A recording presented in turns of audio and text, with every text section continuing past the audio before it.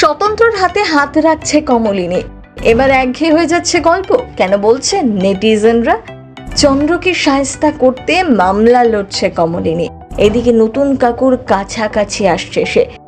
যেভাবে গল্প এগোচ্ছে অনেকেই বলছেন কমলিনী নতুন ঠাকুরপোকে বিয়ে করবে না, এভাবেই একসাথে থেকে যাবে দুজন। সত্যি কি তাই হতে চলেছে? দেখুন আজকের ভিডিও।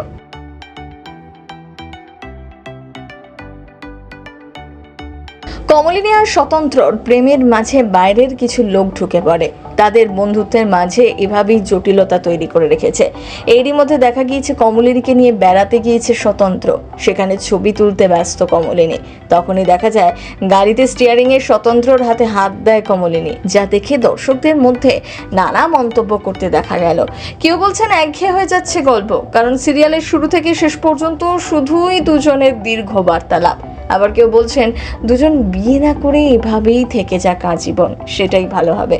স্বতন্ত্রের সাথে বন্ধুত্ব নিয়ে পরিবারে এমনিতেই অশান্তির শেষ নেই। ফিরে এসেছে স্বামী, এত বছর একা হাতে 3 সন্তানকে বড় করে তুলেছে। এতদিন সবাই জানতো চন্দ্র আর ফিরে আসবে না, শেষ হয়ে গিয়েছে। চিরসখা ধারাবাহিকে একের পর এক নতুন মোড়। কিছুদিন আগে স্বতন্ত্রর জীবনে অন্য নারীর আগমনের দৃশ্য দেখেছে দর্শক। এবার কমলিনীর জীবনে আরেক ঝড়, ডিভোর্সের মামলা লড়ছে সে। শোনা যাচ্ছে পরিবারের থেকে বিচ্ছিন্ন হয়ে চন্দ্র আবারও নতুন করে সংসার পেতেছিল।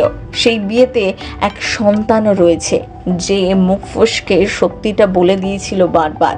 কমলিনী সবটা বুঝতে পেরেছে, কিন্তু কমলিনীর শাশুড়ি কিছুতেই বিশ্বাস করেন না চন্দ্র এমন কাজ করতে পারেন।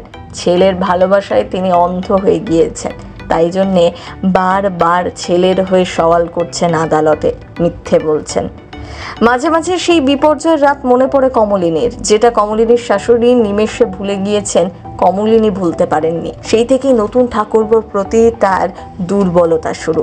বিপর্যয়ের সেই আঘাত এক মুহূর্তের জন্য কমলিনীও তার গোটা পরিবারকে ছুঁতে পারে না, কারণ তাদের পাশে এসে দাঁড়িয়েছিলেন সেদিন স্বতন্ত্র। বিন্দু মাত্র দ্বিধা না করে গোটা পরিবারকে নিজের বাড়িতে নিয়ে আসেন। ধীরে ধীরে তিনিও হয়ে ওঠেন কমলিনীর সখা, এমন এক বন্ধু যার ভালোবাসার গভীরতা হয়তো মাপা সম্ভব নয় কারোর পক্ষেই। তাই সকলে ভুল বুঝলেও কমলিনী স্বতন্ত্রকে ভালোবেসে ফেলেছে। এবার কি তারা একসাথে থাকবেন নাকি বিয়ে করবেন দুজন, সেটাই দেখার। আগামী এপিসোডেই বোঝা যাবে। আপনি কোনটা চান? কমেন্ট বক্সে লিখে জানাতে ভুলবেন না। সিনে চক্কর ব্যুরো।